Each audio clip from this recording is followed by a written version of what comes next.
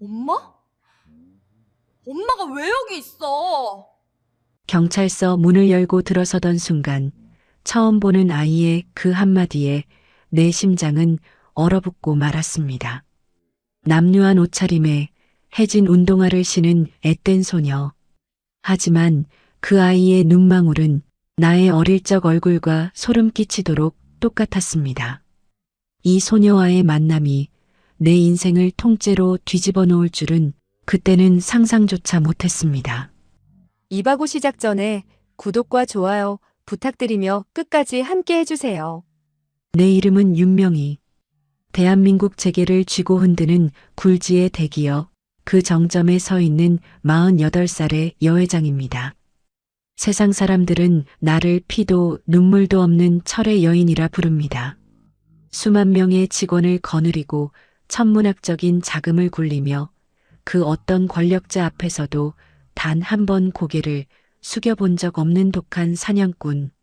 목표한 바는 반드시 물어뜯고야 마는 무자비한 포식자. 그것이 세상이 아는 윤명희의 진짜 모습입니다.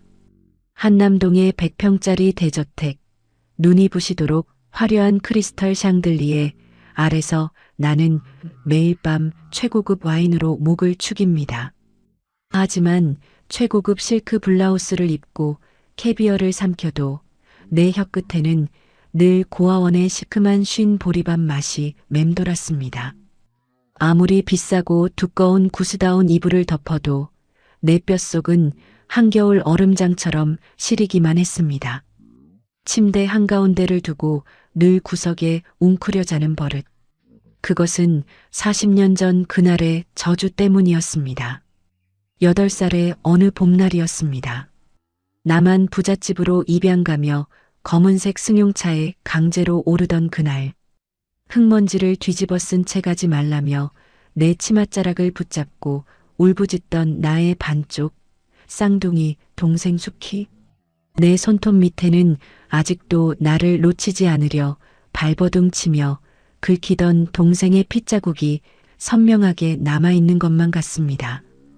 그 작은 손을, 그 핏덩이 같은 내 동생의 손을 끝내 놓쳐버렸다는 뼈저린 죄책감. 그것이 나를 이토록 잔인하고 독하게 앞만 보고 달리게 만들었는지도 모릅니다. 내가 힘이 없어서, 내가 돈이 없어서 내 동생을 버렸다는 그 한 맺힌 서름이 나를 괴물 같은 재벌 회장으로 키워낸 것입니다. 회장님, 이번 달에도 동생분의 행방은 묘연합니다. 고아원 기록이 불타버려 더 이상의 추적은 무리인 듯 싶습니다. 오늘 아침에도 비서실장의 보고는 똑같았습니다. 수십억의 돈을 쏟아붓고 대한민국 최고의 흥신소들을 다 풀어도 내 동생의 머리카락 한 올 찾을 수가 없었습니다. 억장이 무너져 내리는 것 같았습니다. 내 동생, 내 유일한 핏줄. 도대체 어디서 어떻게 살고 있길래 이토록 흔적조차 찾을 수 없는 것일까요? 살아는 있는 것인지, 밥은 굶지 않고 있는지, 아니면 이미 이 세상 사람이 아닌 것은 아닌지. 차가운 회장실 가죽 소파에 기대어 나는 소리 없는 눈물을 짐승처럼 삼켜냈습니다. 내가 수십 층 빌딩 꼭대기에서 과거의 망령에 사로잡혀 허우적대고 있을 때 내 핏줄은 세상 가장 비참한 지옥 한가운데서 홀로 피눈물을 흘리고 있었습니다. 나는 나중에야 알았습니다. 그 아이 지안이가 지난 3년간 어떤 끔찍한 시간을 홀로 버텨왔는지를 말입니다. 3년 전 지안이의 나이 겨우 15이었습니다. 세상의 전부였던 부모님이 빗길 교통사고로 한나란 씨의 세상을 떠난 그 끔찍한 날. 아이의 친가 친척들이라는 작자들은 장례식장 향 냄새가 채 가시기도 전에 악기로 돌변했습니다. 핏줄이라는 이름표를 단 짐승들이었습니다. 큰아빠라는 작자는 부모의 뼈가루가 식기도 전에 어린 조카를 윽박질러 집문서와 막대한 사망 보험금을 모조리 자신의 통장으로 빼돌렸습니다. 고모라는 인간은 슬픔에 실신하기 직전인 어린 조카의 얼굴에 마시던 찬물을 무자비하게 끼얹으며 악다구니를 퍼부었습니다. 이 재수없는 년아, 내가 부모 잡아먹은 귀신이야. 당장 내 발로 안 기어나가. 살려주세요, 고모. 제발이요. 저 갈 데가 없어요. 청소도 하고 밥도 다 할게요. 아이는 바닥에 엎드려 피가 나도록 두 손을 비비며 매달렸습니다. 15살 어린아이가 할 수 있는 유일한 발버둥이었습니다. 하지만 인면수심의 친척들은 자비가 없었습니다. 그들은 아이의 마지막 남은 교복 셔츠와 낡은 책가방마저 현관문 밖으로 내동댕이 치고 눈앞에서 차갑게 도어락 비밀번호를 바꿔버렸습니다. 부모의 목숨값으로 받은 수억 원의 보험금으로 그들은 고급 외제차를 뽑고 명품 가방을 두르며 파티를 벌였습니다. 그들이 그렇게 악마의 축제를 벌일 때 15 어린아이는 캄캄하고 얼어붙은 세상에 홀로 버려졌습니다. 지안이는 달동네 꼭대기, 한겨울에는 수도관이 터져 얼음물이 새어 들어오고 여름에는 곰팡 내에 숨이 막히는 낡은 옥탑방으로 밀려났습니다. 한 달에 몇천 원 나오는 전기세가 무서워 아이는 캄캄한 방에서 두꺼운 점퍼를 껴입고 촛불 하나에 의지의 밤을 견뎌야 했습니다. 18살이 된 지금도 교복을 입고 친구들과 웃어야 할 그 나이에 매일 밤 편의점 구석에서 유통기한이 지난 삼각김밥으로 줄인 배를 채우며 야간 아르바이트를 전전해야 했습니다. 내가 수백만 원짜리 코스 요리를 남기고 일어설 때 내 핏줄은 그렇게 세상의 밑바닥에서 벌레처럼 짓밟히고 조롱당하고 있었던 것입니다. 그리고 바로 오늘이었습니다. 억울하게 세상을 떠난 지안이 부모님의 3주기. 아이는 밤샘 편의점 일을 마치고 퉁퉁 부은 다리를 이끌고 홀로 시외가게 납골당을 다녀오던 길이었습니다. 부모님 사진 앞에서 소리내어 울지도 못하고 눈물만 뚝뚝 흘리던 아이. 차가운 늦가을 바람이 뺨을 후벼 파는 버스 정류장 길목에서 아이는 바닥에 떨어진 묵직하고 검은색인 최고급 가죽 지갑 하나를 발견했습니다. 그 안에는 1,000만 원이 넘는 고액 수표와 현금이 가득 들어 있었습니다. 당장 내일 방세를 내지 못하면 길바닥으로 나앉아야 할 아이에게 그 지갑은 하늘이 내린 동아줄이자 악마의 달콤한 유혹과도 같았을 것입니다. 떨리는 손으로 지갑을 쥐었던 아이. 하지만 아이는 눈을 질끈 감고 생전 엄마가 늘 자신의 머리를 쓰다듬으며 해주던 말을 떠올렸습니다. 지안아, 우리 딸, 아무리 배가 고파도 아무리 세상이 널 속여도 남의 물건에 손 떼는 거 아니다. 사람은 하늘을 우러러 바르게 살아야 해. 그 가르침 하나로 아이는 한치의 망설임도 없이 그 무거운 지갑을 들고 파출소로 향했습니다. 같은 시각 나는 차 뒷좌석에서 결제 서류를 검토하다 내 가방 안에 지갑이 사라졌다는 사실을 깨달았습니다. 순간 숨이 턱 막히며 심장이 찢어질 듯한 고통이 밀려왔습니다. 지갑 안에 든 수천만 원의 수표는 종이 조각에 불과했습니다. 내게 중요한 것은 돈이 아니었습니다. 그 지갑 깊숙한 비밀칸에는 내 목숨보다 소중한 내 심장과도 같은 물건이 들어있었기 때문입니다. 40년 전 고아원에서 동생과 마지막으로 찍은 빛바랜 흑백 사진 한 장. 사진의 뒷면에 삐뚤빼뚤한 글씨로 명의, 수키라고 적어놓은 세상에 단 한 장 남은 내 동생의 얼굴이 들어있었기 때문입니다. 그 사진을 잃어버린다는 것은 동생과의 마지막 연결고리가 끊어지는 것, 동생을 2번 다시 찾지 못하고 영원히 잃어버리는 것과 같았습니다. 나는 눈이 뒤집혀 당장 차를 돌리라고 운전기사에게 미친 듯이 소리쳤습니다. 경찰서에서 지갑을 보관하고 있다는 연락을 받았을 때 나는 다리에 힘이 풀려 그만 길바닥에 주저앉을 뻔했습니다. 떨리는 목소리로 경찰에게 애원했습니다. 사례를 톡톡히 할 테니 제발 그 지갑을 찾아준 학생을 내가 도착할 때까지 잠시만 붙잡아 달라고 신신당부했습니다. 구두굽이 부러지는 것도 모른 채 나는 거친 숨을 몰아쉬며 경찰서 문을 거칠게 밀치고 뛰어들어갔습니다. 엄마가 왜 여기 있어? 경찰서 문을 거칠게 열고 들어서던 순간 나를 보고 내뱉은 그 낯선 소녀의 한마디, 나를 엄마라 부르는 저 아이의 찢어질 듯 절박한 목소리에 나는 그 자리에 벼락이라도 맞은 듯 돌처럼 굳어버렸습니다. 경찰서 구석 의자에 웅크려 있던 소녀가 비틀거리며 내게 다가왔습니다. 한겨울에도 얇디얇은 남루한 혹겹 점퍼, 밑창이 다 달아빠져 테이프를 칭칭 감은 싸구려 운동화. 며칠을 굶은 것인지 영양실조로 쩍쩍 갈라져 피가 맺힌 아이의 입술이 파르르 떨리고 있었습니다. 하지만 내 심장을 날카로운 비수처럼 꿰뚫은 것은 아이의 그 크고 맑은 눈망울이었습니다. 차갑게 얼어붙은 경찰서 형광등 불빛 아래서 나를 향해 미친 듯이 흔들리는 저 애처로운 눈빛. 40년 전 나를 태운 양부모의 검은색 승용차가 멀어질 때 차창 밖으로 흙먼지를 뒤집어 쓴 채 울부짖던 내 쌍둥이 동생 수키.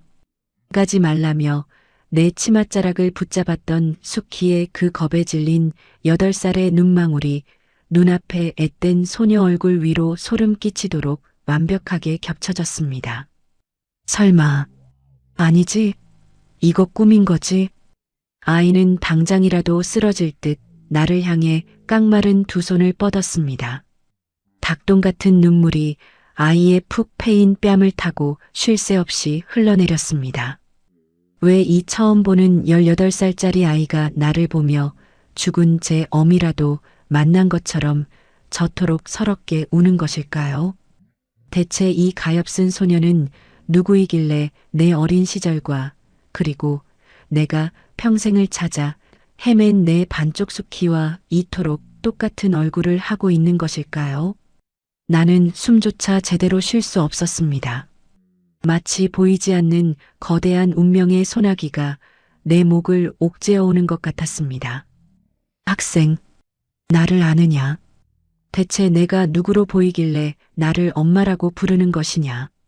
내 목소리는 방금 전까지 수행기사에게 소리치던 재벌 회장의 것이 아니었습니다. 마치 사시나무처럼 덜덜 떨리는 나약한 여자의 갈라진 쇳소리였습니다. 그 순간이었습니다. 책상 위에 놓여있던 내 지갑을 발견했습니다. 아이가 납골당에서 돌아오는 길에 주워 경찰서에 맡겨둔 내가 그토록 애타게 찾던 그 검은색 고급 가죽 지갑.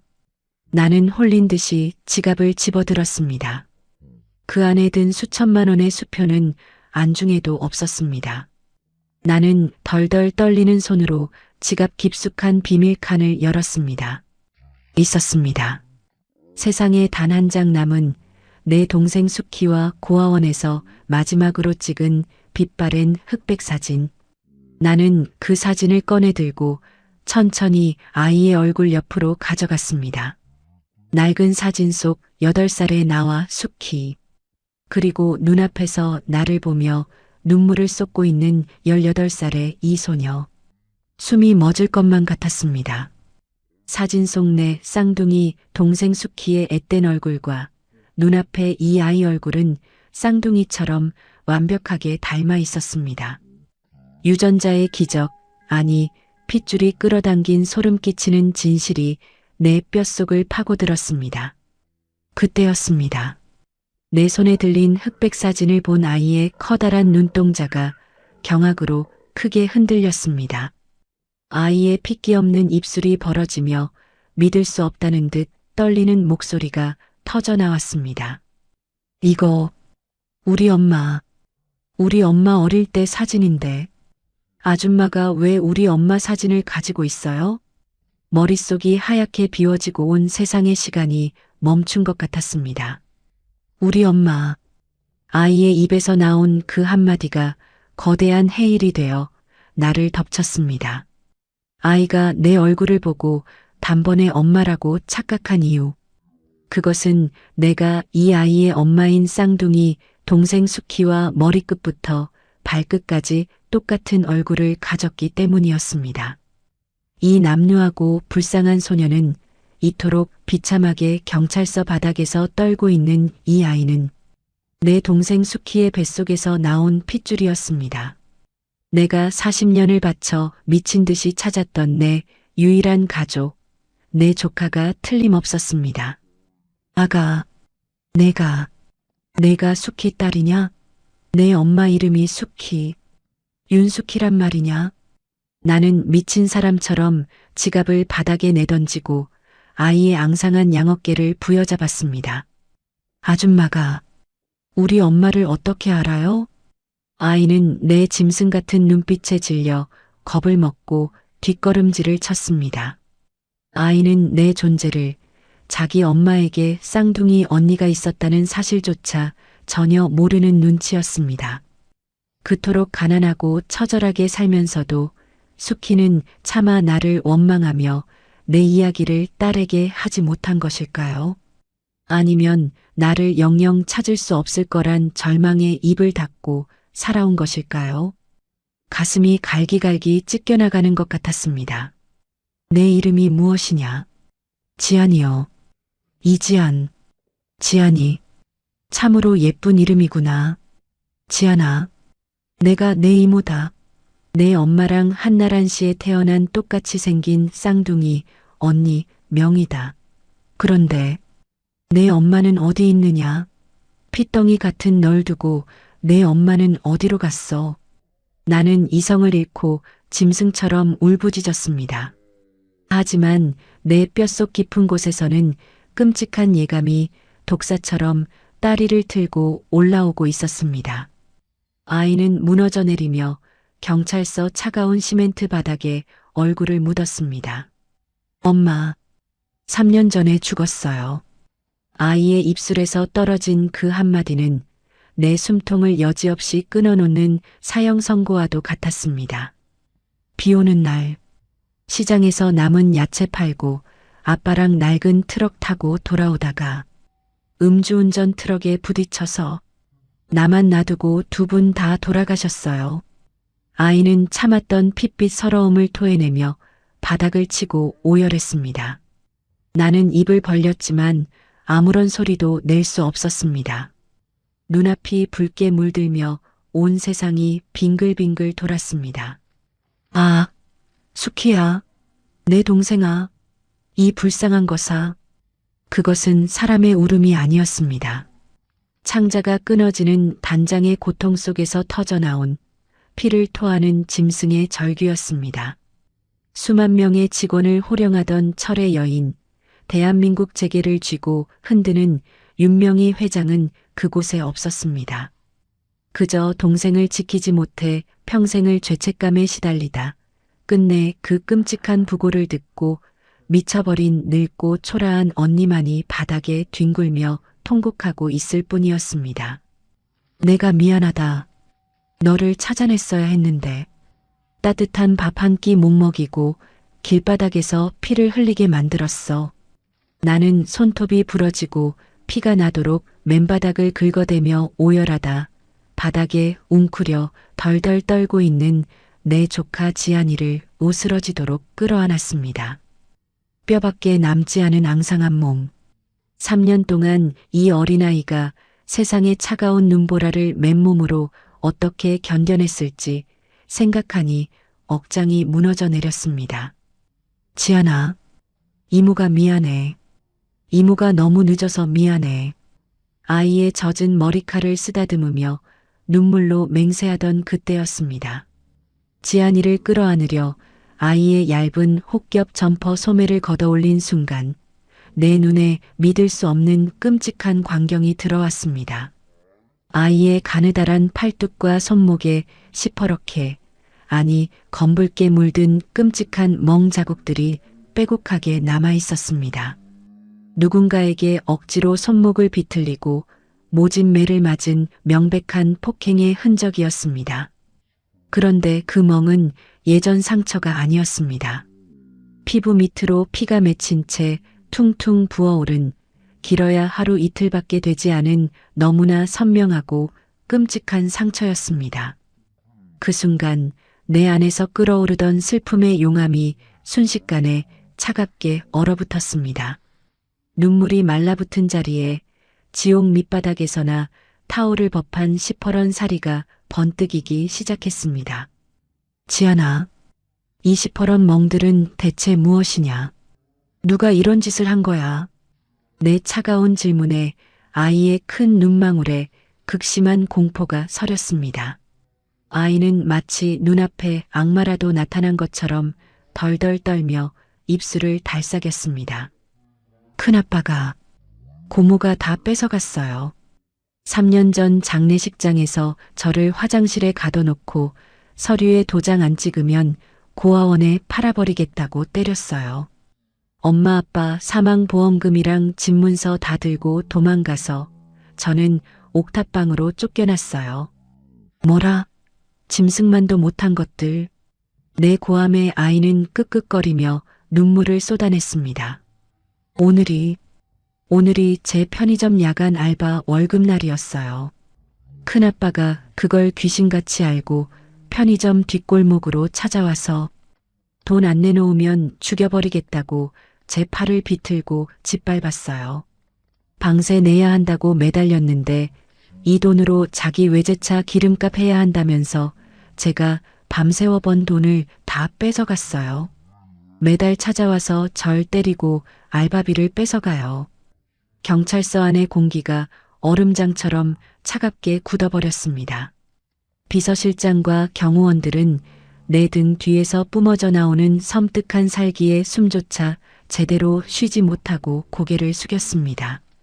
큰아빠, 고모, 핏줄이라는 가면을 쓴 악귀들, 내 동생 수키의 피와 살을 뜯어먹고 집과 보험금을 훔쳐간 것도 모자라 15살짜리 내 조카를 옥탑방으로 쫓아내고 3년이 지난 지금까지 매달 찾아와 핏덩이 같은 아이의 알바비마저 뜯어먹고 폭행을 일삼는 거머리 같은 버러지들. 그 악기들의 뻔뻔한 얼굴을 상상하자 내 온몸의 핏줄이 터져버릴 듯이 끌어올랐습니다. 나는 아이를 내 코트 품에 단단히 안은 채 천천히 자리에서 일어났습니다. 이제 더 이상 흘릴 눈물은 없었습니다. 이제는 그 버러지들의 온몸에서 피눈물을 뽑아낼 차례였습니다. 비서실장, 네, 회장님, 지안이 친척이라는 버러지들의 이름, 직장, 재산, 그 자식들이 다니는 학교까지 단 하나에 놓치지 말고 전부 내 책상 위로 올려놔. 명심하겠습니다, 회장님. 나는 사시나무 떨듯 겁에 질려 뒷걸음질 치는 지안이의 좁은 어깨를 내 최고급 캐시미어 코트로 단단히 감싸 안았습니다. 지안아, 무서워할 것 없다. 이제부터 내 세상에 저딴 버러지들이 발을 들이는 일은 결단코 없을 것이다. 나는 비서실장에게 턱짓으로 지시했습니다. 훈련된 경호원들이 즉시 다가와 외부의 시선을 철저히 차단했습니다. 수억 원을 호가하는 검은색 마이바흐 뒷좌석에 지안이를 조심스럽게 밀어 넣었습니다. 푹신한 천연 가죽 시트에 엉덩이가 닿자마자 아이는 자신의 더러운 옷차림이 차를 더럽힐까봐 짐승처럼 잔뜩 웅크리며 구석으로 몸을 피했습니다. 그 애처로운 모습에 내 억장이 또 한 번 무너져 내렸습니다. 차는 도로를 미끄러지듯 달려 대한민국 최고 부유층만 이용한다는 우리 그룹 소유의 VIP 병원 특실로 향했습니다. 병원장이 직접 버선발로 뛰어내려와 대기하고 있었습니다. 밝은 조명 아래서 의사들이 지안이의 겉옷을 벗겨냈을 때 병실 안의 모든 사람들은 약속이나 한 듯 숨을 멈췄습니다. 18살이라고는 믿기지 않을 만큼 앙상하게 마른 뼈대, 등과 허리에는 한겨울 냉방에서 지내며 생긴 지독한 동상 자국이 선명했고 가느다란 팔뚝과 허벅지에는 몽둥이와 발길질에 채인 검붉은 피멍이 온몸을 뒤덮고 있었습니다. 영양실조로 장기 기능마저 떨어져 당장 쓰러져도 이상하지 않을 상태라는 의사의 떨리는 보고에 나는 아랫입술을 꽉 깨물어 흐르는 피를 삼켜내야만 했습니다. 수액 바늘을 꽂고 최고급 구스다운 이불 속에서 기절하듯 잠든 조카의 파리한 얼굴을 쓰다듬었습니다. 내 동생 수키가 하늘에서 이 꼴을 내려다보며 얼마나 피눈물을 흘렸을까요? 똑똑. 병실 문이 열리고 비서실장이 두툼한 서류 뭉치를 들고 들어왔습니다. 회장님, 이지한 양의 친가 쪽 친척 이창수와 이영숙의 뒷조사 기록입니다. 비서실장이 건넨 서류를 넘기는 내 손가락 마디마디에 하얗게 핏대가 섰습니다. 서류 속에 담긴 진실은 내 상상을 초월할 정도로 역겹고 악랄했습니다.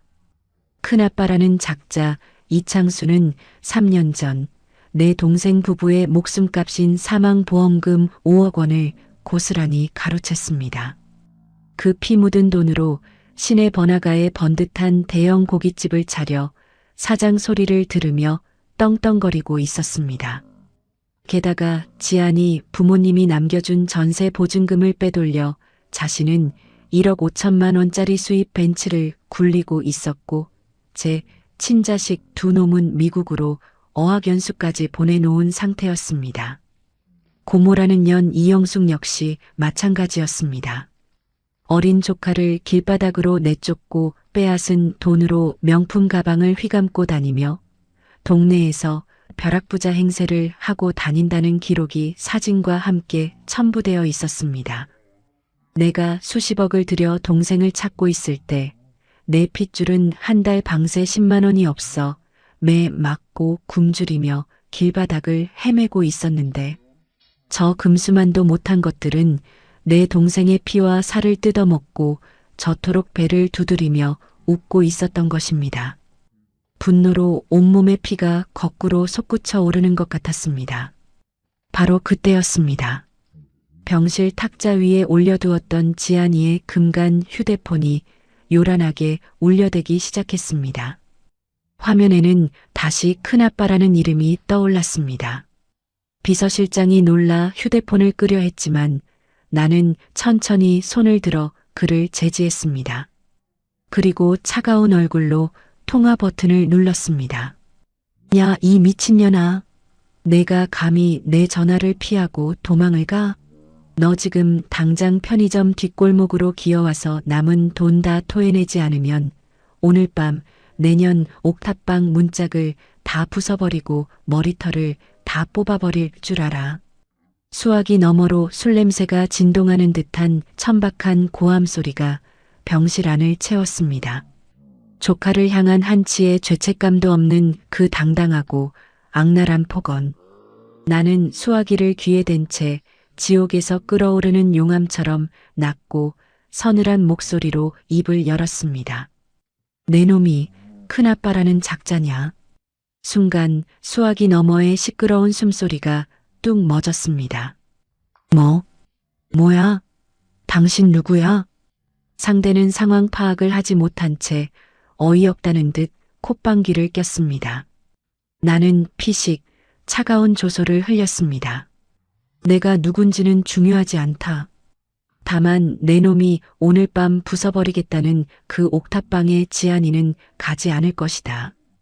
내 새끼는 이제부터 대한민국에서 가장 높은 곳, 가장 안전한 곳에서 내가 직접 거둘 것이니까. 내 새끼? 웃기고 자빠졌네. 어디서 굴러먹던 아줌마인지 몰라도 말 조심해. 내가 미성년자 유괴범으로 당장 경찰에 쳐넣어줄까? 적반하장도 유분수였습니다. 짐승이 인간의 법을 들먹이며 나를 협박하고 있었습니다. 나는 끓어오르는 사리를 차갑게 다스리며 천천히 말을 이었습니다. 경찰을 부르겠다면 환영이다. 하지만 이창수, 내 놈이 마주하게 될 것은 한낱 경찰이 아니라 숨구멍조차 남지 않게 내 놈을 물어뜯을 거대한 지옥일 것이다.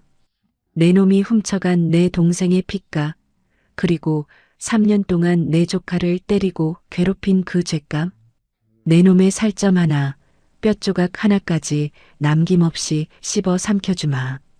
뭐, 이 미친 여편네가 아침부터 약을 처먹었나? 나는 그놈의 더러운 발악이 끝나기도 전에 통화 종료 버튼을 차갑게 눌러버렸습니다. 휴대폰을 쓰레기통에 쳐넣고는 천천히 비서실장을 향해 고개를 돌렸습니다. 내 눈빛은 이미 피 냄새를 맡은 포식자의 것으로 변해 있었습니다. 비서실장, 명령만 내리십시오. 회장님, 우리 그룹 메인 로펌의 전담 변호사팀 지금 즉시 전원 소집해. 3년 전부터 저 버러지들이 한진 엮을 수 있는 모든 죄목을 다 걸어버려. 징역 2, 3년으로는 부족해. 평생 햇빛도 못 보는 감방 구석에서 썩어 문드러지게 만들어. 네, 즉시 법무팀을 움직이겠습니다. 그것만으로는 내 직성이 풀리지 않아. 나는 창밖에 화려한 서울 야경을 내려다보며 서늘하게 명령을 이어갔습니다. 이창수가 고깃집을 차리면서 우리 그룹 계열사인 제1은행에서 대출받은 1억 원. 당장 오늘 밤 자정부로 만기 연장을 취소하고 전액 강제 상환 조치해.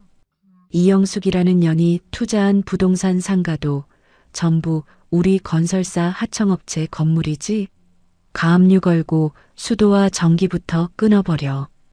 은행장과 건설사 대표에게 즉각 지시하겠습니다. 그리고 그 고깃집에 식자재 납품하는 업체들. 당장 내일 아침부터 고기 한 점, 배추 한 폭이 들어가지 못하게 다 끊어. 그놈이 타고 다니는 할부 차량 당장 내일 아침에 견인해 가라고 해. 내 입에서 떨어지는 명령 하나하나가 거대한 태풍이 되어 저들의 숨통을 조이는 밧줄로 변해가고 있었습니다. 재벌이 힘을 쓰면 세상이 어떻게 변하는지 권력을 쥔 자가 작정하고 누군가를 짓밟으려 할 때 그 말로가 얼마나 처참하고 잔인한지. 나는 세상에서 가장 우아하고 무자비한 방법으로 그놈들의 삶을 완벽하게 찢어밟길 작정이었습니다. 회장님, 모든 준비를 마쳤습니다. VIP 병실에 짙은 암막 커튼 너머로 들어온 비서실장의 보고에 나는 천천히 고개를 끄덕였습니다. 최고급 이불 속에서 새근새근 숨을 쉬며 태어나 처음으로 편안한 잠에 빠진 내 가여운 조카 지안이. 아이의 파리한 이마에 가만히 입을 맞춘 뒤 나는 구겨진 캐시미어 코트를 벗어 던지고 날이 바짝 성검은색 정장으로 갈아입었습니다. 이제는 내 조카의 피를 빨아먹은 저 더러운 거머리들의 숨통을 끊으러 갈 시간이었습니다. 시작해. 단 하나의 먼지도 남기지 말고 전부 짓밟아버려. 나의 차가운 명령 한마디가 떨어지기 무섭게 대한민국 경제를 쥐고 흔드는 우리 그룹의 거대한 톱니바퀴가 일제히 돌아가기 시작했습니다. 그것은 가난하고 힘없는 어린아이의 고열을 빨아먹던 시궁창 쥐새끼들에게 떨어지는 자비 없는 하늘의 철퇴였습니다. 같은 시각 지안이의 큰아빠라는 작자 이창수는 시내 한복판에 자리 잡은 자신의 대형 고깃집으로 콧노래를 부르며 출근하고 있었습니다. 굵은 금목걸이를 목에 두르고 조카의 집문서를 팔아 산 1억 5천만 원짜리 벤츠의 운전대를 잡은 그의 얼굴에는 탐욕스러운 기름기가 번질번질 흘렀습니다. 하지만 그가 가게 주차장에 도착해 차 문을 여는 순간 그의 오만한 콧노래는 짐승의 비명으로 바뀌고 말았습니다. 가게 앞에는 법원에서 나온 집행관들과 험악한 덩치의 인부들이 수십 명 진을 치고 있었습니다. 번쩍이던 고깃집의 유리문에는 살벌한 빨간 딱지가 덕지덕지 붙어 있었고 굳게 잠긴 자물쇠 위로 강제 가압류 통지서가 나부끼고 있었습니다. 아니, 이게 무슨 짓들이야. 남의 가게에 왜 재수없게 빨간 딱지를 붙이고 지랄들이야. 당장 안 떨어져. 이창수가 눈을 까짓고 개거품을 물며 달려들었지만 집행관은 벌레를 보듯 그를 밀쳐내며 차가운 서리를 코앞에 들이밀었습니다. 이창수 씨, 당신이 제1은행에서 빌린 사업 자금 1억 원, 오늘 새벽 0시를 기점으로 만기 연장 전면 취소 및 즉각 회수 결정 떨어졌습니다. 또한 당신이 납품받은 식자재 대금 체납건으로 모든 거래처에서 동시다발적으로 가압류를 걸었습니다. 이 시간부로 이 가게의 모든 물품과 자산은 법적으로 동결됩니다. 뭐라고? 제1은행 지점장이 나랑 형 동생 하는 사이인데 무슨 개소리야. 내가 당장 전화해서 니들 다 모가지를 썰어버릴 줄 알아. 이창수가 덜덜 떨리는 손으로 휴대폰을 꺼내 들려던 찰나였습니다. 굉음과 함께 대형 견인차 한 대가 주차장으로 미끄러져 들어오더니 이창수가 타고 온 수입 벤츠의 앞 범퍼에 거침없이 견인 고리를 걸어버렸습니다. 야, 이 미친 새끼들아. 내 차에 당장 손 안 떼. 수입차 캐피탈에서 나왔습니다.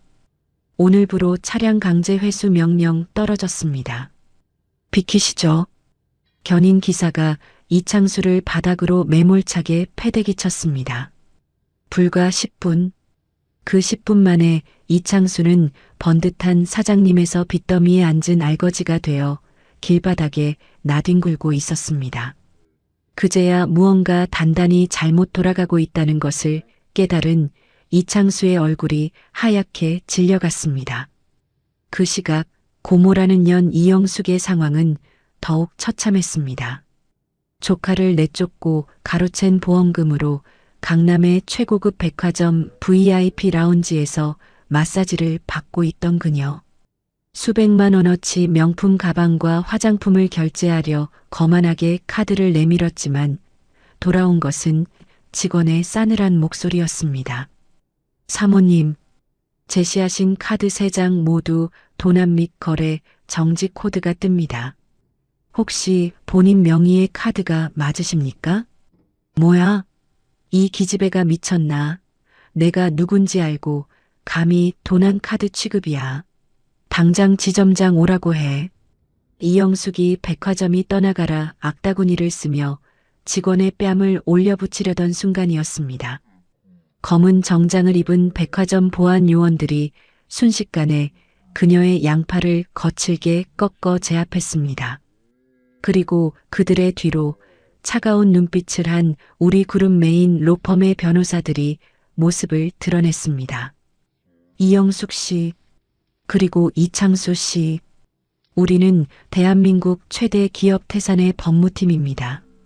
백화점 1층 로비 한가운데 바닥에 개 끌리듯 질질 끌려온 이창수와 양팔이 꺾인 채 주저앉은 이영숙이 기겁하며 고개를 들었습니다. 수십 명에 달하는 변호사와 수행원들이 병풍처럼 그들을 에워싸고 있었습니다. 구경하던 수백 명의 사람들은 그 살벌하고 압도적인 광경에 숨죽인 채 카메라를 들이대고 있었습니다. 니들 뭐야? 니들이 뭔데 내 차를 뺏어가고 내 가게를 망쳐놔. 내가 누군지 알아. 이창수가 피가 나도록 맨바닥을 긁으며 짐승처럼 울부짖었습니다. 대표 변호사가 구두굽으로 이창수의 손등을 지그시 짓밟으며 얼음장 같은 목소리로 선고를 내렸습니다. 당신들은 3년 전 미성년자인 조카 이지한 양을 화장실에 감금하고 폭행하여 친권 포기 각서와 유산 상속 포기 서류를 위조했습니다.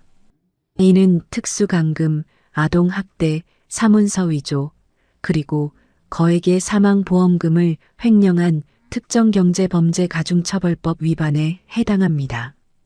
또한 어젯밤 조카에게 가한 협박과 갈취는 살인 미수로 추가 고발 조치되었습니다. 아니 조카년 그깟 보험금 좀 쓴 거 가지고 무슨 살인 미수의 특경법이야. 이거 다 오해라고. 입 다물어라. 버러지 같은 것들. 변호사의 턱짓에 경호원들이 두 사람의 뒷덜미를 틀어쥐고 거칠게 질질 끌고 가기 시작했습니다. 발버둥 치며 살려달라고 악을 쓰는 그들의 비명은 길거리에 허망하게 흩어졌습니다. 얼마의 시간이 흘렀을까요?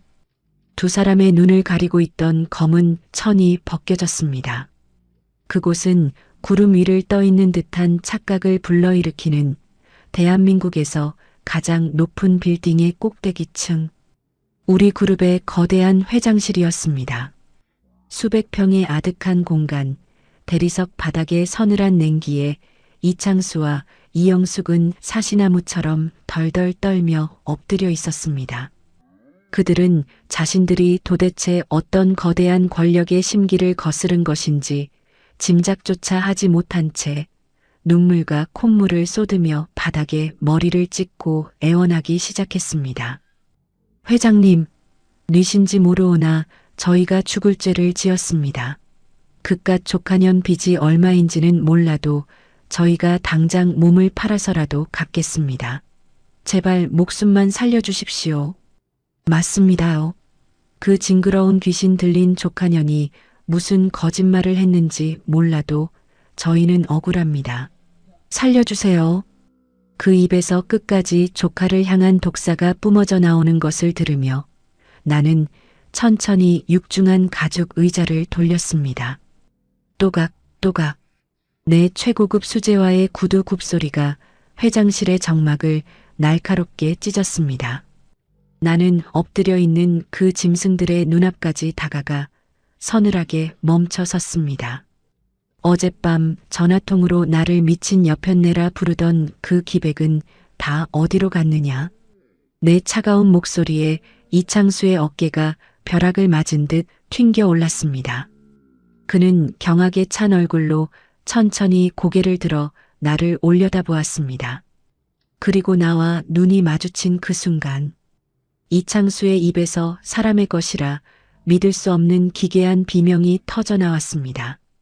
이영숙 역시 나를 보자마자 눈동자가 뒤집히며 그 자리에서 털썩 주저앉아 바지에 오줌을 지리고 말았습니다. 그들의 눈에는 지금 내 모습이 어떻게 보였을까요?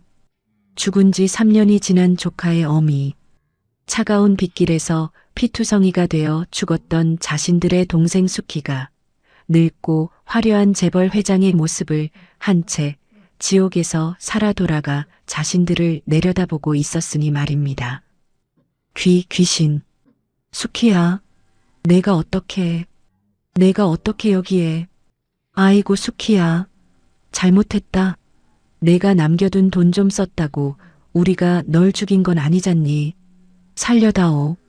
짐승들은 내가 수키의 원혼인 줄 알고 바닥에 엎드려 두 손을 비비며 싹싹 빌기 시작했습니다. 공포에 질려 눈물이 범벅된 그들의 얼굴을 내려다보며 나는 내 몸속의 피가 차갑게 끓어오르는 것을 느꼈습니다. 짐승의 눈에는 사람도 귀신으로 보이는 법이지. 나는 허리를 숙여 덜덜 떨고 있는 이창수의 머리채를 거칠게 틀어쥐고 위로 치켜 올렸습니다. 내 소나기에서 뜯겨나가는 그의 비명 위로 나는 뼛속까지 얼어붙게 만드는 사신의 미소를 지어 보였습니다. 똑똑히 보아라. 나는 수키와 한나란 씨에 태어난 쌍둥이 언니. 이 거대한 제국의 주인 윤명이다. 순간 이창수와 이영숙의 숨통이 컥하고 막히며 동공이 터질 듯 팽창했습니다. 3년 전 너희들이 내 조카의 목에 칼을 들이밀고 지옥으로 밀어넣은 그날, 너희들은 단순히 돈을 훔친 것이 아니다. 내 동생의 영혼을 찢었고 대한민국의 경제를 쥐고 흔드는 나의 영린을 건드린 것이다. 나는 머리채를 잡은 손에 힘을 더 주며 그들의 귓가에 뱀처럼 차갑게 속삭였습니다. 돈으로 뺏을 수 있는 건 오늘 아침에 다 끝났다. 이제부터는 내 놈들의 가죽을 벗기고 뼈를 깎아 세상에서 가장 고통스럽게 피눈물을 흘리는 진짜 지옥을 보여주마. 절망의 늪에 빠진 벌레들의 비명이 아득한 회장실 천장에 메아리치기 시작했습니다. 우리가 죽이려는 놈들입니다. 제발 한 번만, 딱 한 번만 목숨만 살려주십시오. 내 발밑에 엎드려 개처럼 짖어대는 저 비루한 목소리를 들으며 나는 서늘한 조소를 삼켰습니다. 내 조카의 피를 빨아먹고 호의호식하던 저 더러운 입술에서 이제 와서 자비라는 단어가 나오다니요. 짐승에게는 자비가 아니라 몽둥이가 필요한 법입니다. 이제 저들의 가장 소중한 것을 내 손으로 직접 하나씩 뜯어낼 차례였습니다. 그것이 진정한 지옥의 시작일 테니까요. 살려달라. 내 조카가 캄캄한 옥탑방에서 배를 고르며 살려달라 빌었을 때 너희들은 그 아이의 뺨을 올려붙였다지. 그런데 감히 내 앞에서 살려달라는 소리가 그 주둥이로 기어나오느냐. 내 차가운 호통에 이창수와 이영숙은 사시나무 떨듯 몸을 웅크렸습니다. 그때였습니다. 공포에 질려 눈동자가 뒤집히던 고모 이영숙이 갑자기 옆에 엎드린 이창수의 멱살을 잡고 악다구니를 쓰기 시작했습니다. 회장님, 저는 억울합니다. 저 오빠라는 인간이 시키는 대로 했을 뿐입니다요. 지안이 부모 죽자마자 애를 화장실에 가두고 때린 것도 저 인간이고 보험금 가로채서 고깃집 차린 것도 저 인간입니다. 저는 그저 불쌍한 년이 시키는 대로 한 죄밖에 없습니다. 이 미친년이 돌았나? 내년이 먼저 애를 쫓아내자고 했잖아. 내가 그 돈으로 산 명품 가방이 몇 개인데 이제 와서 오리발이야. 자기들끼리 머리채를 쥐어뜯으며 침을 뱉고 싸우는 짐승들의 자중질환. 방금 전까지 핏줄을 들먹이던 자들의 역겨운 민낯이 대리석 바닥 위로 적나라하게 까발려지고 있었습니다. 나는 그 벌레들의 싸움질을 구둣발로 거칠게 차버렸습니다. 그만. 내 사무실 바닥에 너희들의 그 더러운 침을 튀기지 마라. 내 한마디에 두 인간은 헉하고 숨을 들이마시며 다시 바닥에 납작 엎드렸습니다. 나는 비서실장이 건넨 태블릿 PC를 집어들어 이창수의 눈앞에 무심히 던져주었습니다. 이창수, 내 놈이 내 조카의 부모 목숨값으로 내 금쪽 같은 아들, 딸 두 놈을 미국 뉴욕으로 어학연수를 보냈더구나. 그 말에 이창수의 어깨가 벼락이라도 맞은 듯 크게 튀어올랐습니다. 너희들이 이 회장실로 끌려오는 동안 내 비서실에서 뉴욕 주재 대사관과 그 학교 재단에 아주 작은 압력을 넣었지. 방금 전 너희 자식들의 유학 비자가 전면 취소되었다. 불법 체류자가 된 내 자식 놈들은 지금 이 시간부로 기숙사에서 쫓겨나 수갑을 차고 한국으로 강제 추방되는 비행기에 실려올 것이다. 물론 한국에 도착하자마자 작물 취득 및 횡령 공범으로 경찰서 조사실을 먼저 밟게 되겠지. 안 됩니다. 회장님, 제발 우리 애들은 아무것도 모릅니다. 제발 제 자식들 앞길만은 막지 말아주십시오. 이창수가 피눈물을 쏟으며 내 바짓가랑이를 부여잡고 오열했습니다. 방금 전까지 자신의 모든 재산이 날아갔을 때도 억울하다 악만 쓰던 놈이 제 자식들의 인생이 시궁창에 처박히게 생기자 비로소 창자가 끊어지는 듯한 진짜 비명을 지르기 시작한 것입니다. 내 자식의 앞길은 중요하고 핏덩이 같은 내 조카의 목숨은 길바닥의 휴지 조각보다 못하더냐. 내 놈들이 내 동생의 가슴에 대못을 박고 조카의 뼈를 깎아먹은 대가다. 평생을 밑바닥에서 피눈물을 흘리며 내 놈의 죄 때문에 자식들이 평생 거지처럼 짓밟히는 꼴을 두 눈 뜨고 지켜보아라. 나는 차갑게 돌아섰습니다. 회장실 문이 열리고 대기하고 있던 경찰들이 들이닥쳤습니다. 사문서 위조, 아동학대, 거액 횡령, 그리고 어젯밤의 특수 폭행 혐의까지 그들의 손목에 차가운 은팔찌가 채워졌습니다. 질질 끌려나가며 내뱉는 그들의 처절한 비명과 통곡 소리가 엘리베이터 문이 닫힐 때까지 복도를 쩌렁쩌렁 울렸습니다. 마침내 회장실에 짙은 정막이 내려앉았습니다. 나는 세면대로 다가가 비누를 묻혀 손을 박박 씻어냈습니다. 버러지들을 처단하느라 묻은 더러운 기운을 모조리 씻어내고 이제 내 세상에서 가장 귀하고 불쌍한 내 핏줄을 안아주러 가야 할 시간이었으니까요. 병원 특실로 돌아왔을 때 병실 안에는 따뜻한 온기와 함께 고소한 전복 미역국 냄새가 은은하게 퍼져 있었습니다. 조심스럽게 문을 열고 들어가자 하얀 환자복을 입은 지안이가 침대 헤드에 기대어 멍한 눈으로 창밖을 바라보고 있었습니다. 지안아. 내 부름에 아이의 작은 어깨가 화들짝 놀라며 움츠러들었습니다. 누군가 다가오기만 해도 매를 맞을까 두려워 반사적으로 몸을 피하는 저 가엾은 습관. 나는 눈시울이 뜨거워지는 것을 참으며 아이의 침대 곁으로 다가가 앉았습니다.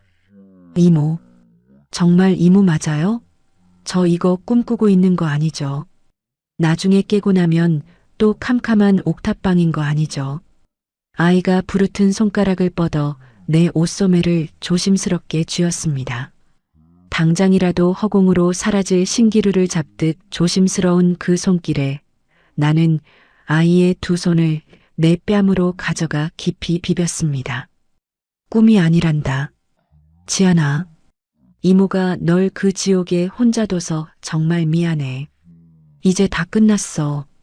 너를 괴롭히던 그 악당들은 이제 평생 감옥에서 썩으며 벌을 받을 거야. 다시는 이 세상 그 누구도 내 털끝 하나 건드리지 못하게 이모가 다 막아줄 거야. 내 뺨을 타고 흐른 눈물이 아이의 마른 손등을 적셨습니다. 지안이의 커다란 눈망울에서도 쉴 새 없이 맑은 눈물이 쏟아져 내렸습니다. 3년이라는 끔찍한 시간 동안 짐승들 틈에서 숨죽여 울어야 했던 아이가 비로소 내 품에 안겨 어린아이처럼 목 놓아 엉엉 울기 시작했습니다. 나는 아이를 달래어 식탁 앞에 앉혔습니다. 최고급 한우가 듬뿍 들어간 미역국과 김이 모락모락 나는 하얀 쌀밥, 그리고 부드러운 생선구이가 차려져 있었습니다. 매일 밤 편의점 구석에서 유통기한이 지난 차가운 삼각김밥으로 줄인 배를 채웠을 내 조카 지안이는 숟가락을 쥘 힘조차 없는 듯 손을 덜덜 떨고 있었습니다. 나는 직접 숟가락을 들어 따뜻한 국물에 밥을 말아 아이의 입가로 가져갔습니다. 자, 천천히 씹어 삼키렴. 며칠을 굶었으니 갑자기 먹으면 체할 수 있어. 아이가 조심스럽게 밥술을 입에 넣고 오물거리기 시작했습니다. 따뜻한 밥이 식도로 넘어가는 순간 아이는 다시 한번 서러운 눈물을 툭툭 흘렸습니다. 엄마가 너무 보고 싶어요, 이모. 그래, 내 새끼. 많이 먹어라. 이모가 평생 내 엄마 목까지 따뜻한 밥 지어 먹이고 고운 옷 입혀서 세상에서 제일 귀한 공주님으로 키워줄게. 내 엄마가 하늘에서 웃을 수 있게. 아이는 내 눈을 마주보며 희미하지만 너무나 눈부신 미소를 지어 보였습니다. 3년 만에 처음으로 아이의 얼굴에 피어난 온기였습니다. 그렇게 식사를 마친 뒤 아이가 문득 생각났다는 듯 다급한 목소리로 내 소매를 끌어당겼습니다. 이모, 내일 우리 엄마 납골당에 꼭 가야 해요. 납골당? 그래. 안 그래도 당장 내일 아침에 내 엄마, 내 동생 수키를 보러 갈 참이었다. 그런데 무슨 급한 일이라도 있는 것이냐? 아이의 얼굴에 다시금 짙은 그늘이 내려앉았습니다. 지안이는 고개를 푹 숙인 채 떨리는 목소리로 끔찍한 진실을 털어놓았습니다. 그게요. 납골당 관리비가 1년에 100만 원인데 큰아빠랑 고모가 엄마 아빠 사망보험금은 다 가져가 놓고 그 돈은 한 푼도 안 냈어요. 제가 알바비 모아서 내려고 했는데 매달 큰아빠가 와서 뺏어가는 바람에 내일까지 밀린 체납 관리비를 내지 않으면 우리 엄마 아빠 유골함 꺼내서 무연고 공동묘지에 버리겠다고 어제 낭골당에서 연락이 왔어요. 그 말을 듣는 순간 내 머릿속에서 시퍼런 불꽃이 튀어올랐습니다. 뭐라고? 5억 원이 넘는 내 동생의 목숨값을 훔쳐다 외제차를 끌고 명품을 두른 그 개만도 못한 버러지들이 정작 내 동생의 뼈가루가 모셔진 납골장 자릿에 단돈 100만 원을 내지 않아 그 귀한 유골을 길바닥에 내버려지게 만들었다고? 차갑게 식어가는 듯했던 내 가슴속 분노의 화산이 다시금 거대한 폭발을 일으키며 용암을 뿜어내기 시작했습니다. 이창수, 이영숙, 감옥에 쳐넣는 것만으로는 부족한 짐승들이었습니다. 내가 그들의 살가죽을 벗겨 광화문 내거리에 매달지 않은 것을 천추의 한으로 여기게 만들어줄 참이었습니다. 지안아, 걱정하지 마라. 당장 내일 아침 이 이모가 대한민국에서 가장 화려하고 거대한 리무진을 끌고 가서 내 엄마를 모셔올 것이다. 감히 내 동생의 뼈가루를 길바닥에 버리려 해? 그 납골당 전체를 내가 사버리는 한이 있어도 내 엄마는 세상에서 가장 높은 곳에 모실 거야.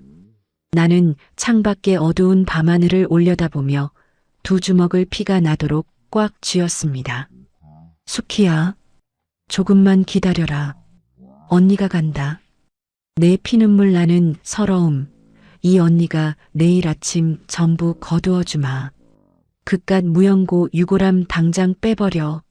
돈 안 낸 지가 언젠데 아직도 자리를 차지하고 있어. 오늘 안에 다 꺼내서 뒷산 무연고 공동묘지에 뿌려버리라니까. 시외각에 자리 잡은 낡고 허름한 납골당. 그 차가운 건물 복도 끝에서 들려오는 신경질적인 고함 소리에 내 심장은 날카로운 유리 조각에 찔린 듯 산산조각이 났습니다. 지안이의 깡마른 손을 꽉 쥔 내 소나기에 나도 모르게 시퍼런 핏대가 솟아올랐습니다. 새벽이 밝자마자 수십 대의 검은색 세단을 이끌고 도착한 참이었습니다. 내 생에 가장 비싸고 훌륭한 검은색 명주 상복을 차려입고 동생을 맞이할 최고급 리무진까지 대동하고 단숨에 달려왔건만 내가 납골당 건물 안으로 들어선 그 순간 작업복을 입은 사내들이 지안이 부모님의 유골함이 있는 유리가문 앞을 거칠게 열어젖히고 있었습니다. 그들의 거칠고 투박한 손이 내 동생 수키의 이름이 적힌 싸구려 나무함에 막 닿으려던 바로 그 찰나였습니다. 그 손 당장 떼지 못해. 내 목소리는 마치 피를 토하는 짐승의 포효처럼 낡은 납골당 전체를 쩌렁쩌렁하게 울렸습니다. 내 끔찍한 고함 소리에 놀란 작업자들이 움찔하며 뒤를 돌아보았습니다. 아니, 아줌마는 누군데 남의 영업장에서 아침부터 소리를 지르고 난리야? 이 집구석은 관리비 떼먹고 도망간 지가 3년이야. 고아 출신이라 연고자도 없다며. 오늘 당장 비워야 새로운 손님을 받을 거 아니야. 관리소장으로 보이는 사내가 짝다리를 짚고 서서 나를 위아래로 훑어보며 비아냥거렸습니다. 죽은 자에 대한 최소한의 예의조차 없이 그저 돈 냄새만 맡고 사람의 도리 따위는 잊어버린 짐승의 눈빛. 나는 턱 끝까지 차오르는 사리를 애써 억누르며 한 걸음씩 그 사내를 향해 다가갔습니다. 내 뒤를 따라 들어온 50명의 덩치 큰 검은 양복의 경호원들이 일제히 복도를 꽉 채우며 도열하자 소장의 오만했던 얼굴에서 순식간에 핏기가 가시기 시작했습니다. 그깟 단돈 100만 원 때문에 지금 내 동생을 길바닥에 뿌리려 했단 말이냐? 내 입술 사이로 새어나오는 서늘한 분노에 납골당 안의 공기가 얼음장처럼 굳어버렸습니다. 나는 곁에 선 비서실장을 향해 차갑게 턱짓을 했습니다. 비서실장, 밀린 관리비가 3년치 100만 원이라고 했지. 네, 회장님. 비서실장이 들고 있던 서류 가방을 열더니 빳빳한 5만 원권 현금 다발 수십 개를 꺼내어 소장의 가슴팍을 향해 무자비하게 집어 던졌습니다. 허공에 흩뿌려진 수천만 원의 돈다발이 소장의 얼굴을 때리고 차가운 시멘트 바닥 위로 눈비처럼 쏟아져 내렸습니다. 밀린 관리비에 이자까지 쳐서 주는 것이니 당장 가지고 꺼져라.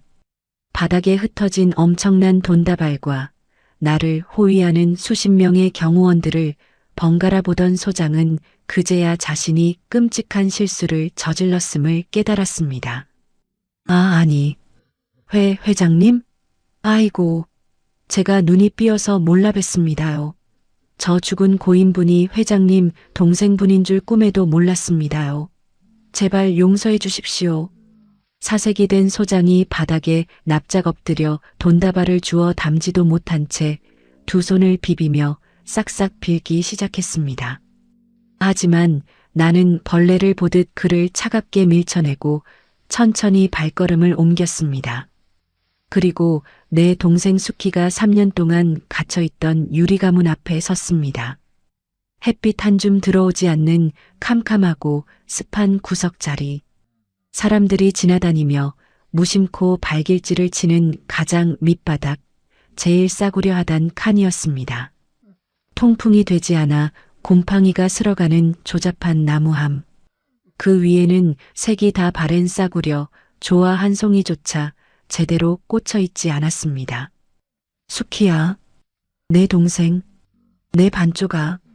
나무함에 적힌 고 윤수키라는 세 글자를 보는 순간 억지로 버티고 있던 내 두 다리의 힘이 속절없이 풀려버렸습니다. 나는 차가운 대리석 바닥에 털썩 무릎을 꿇고 말았습니다. 이토록 캄캄하고 추운 곳에서 너는 지난 3년간 얼마나 언니를 원망하며 울었을까? 살아서도 시장 바닥에서 억척스럽게 뼈가 부서져라 일만 하더니 죽어서도 이 차가운 시멘트 바닥에서 편히 잠들지 못하고 이리저리 짐승들에게 치이고 있었구나. 수십억을 들여 널 찾겠다고 호언장담했던 이 못난 언니는 내가 이 어둠 속에서 버려질 위기에 처할 때까지 따뜻한 밥을 삼키고 있었구나. 아, 수키야, 내가 잘못했다. 내가 미안하다. 눈이라도 편히 감고 죽었느냐, 이 불쌍한 것아. 핏덩이 같은 내 딸 지안이를 두고 어떻게 눈을 감았어. 나는 차가운 유리문을 양손으로 부여잡고 머리를 찌우며 통곡했습니다. 가슴 한가운데를 시뻘건 인두로 지저대는 듯한 단장의 고통이 밀려왔습니다. 내가 흘리는 피눈물이 바닥을 흥건하게 적셨습니다. 내 뒤에 서 있던 지안이 역시 내 어깨를 끌어안고 목 놓아 엄마를 부르며 오열했습니다. 엄마, 이모가 왔어. 엄마가 평생 찾던 이모가 드디어 왔어. 이제 우리 안 추워도 돼, 엄마. 지안이의 그 서러운 목소리에 나는 입술을 깨물며 유리문을 조심스럽게 열었습니다. 그리고 곰팡이 쓴 동생의 유골함을 내 따뜻한 상복품 속으로 깊이 끌어안았습니다.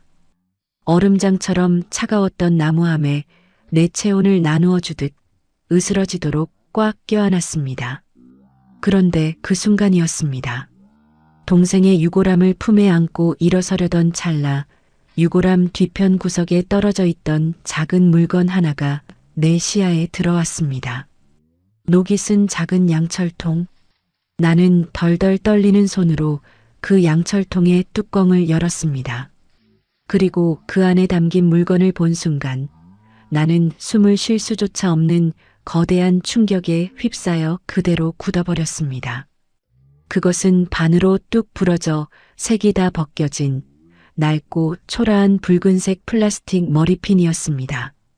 40년 전 8살의 내가 양부모의 손에 이끌려 고아원을 떠나기 전날 밤 이불 속에서 내 품에 안겨 울던 수키의 머리에 꽂아주었던 바로 그 머리핀이었습니다.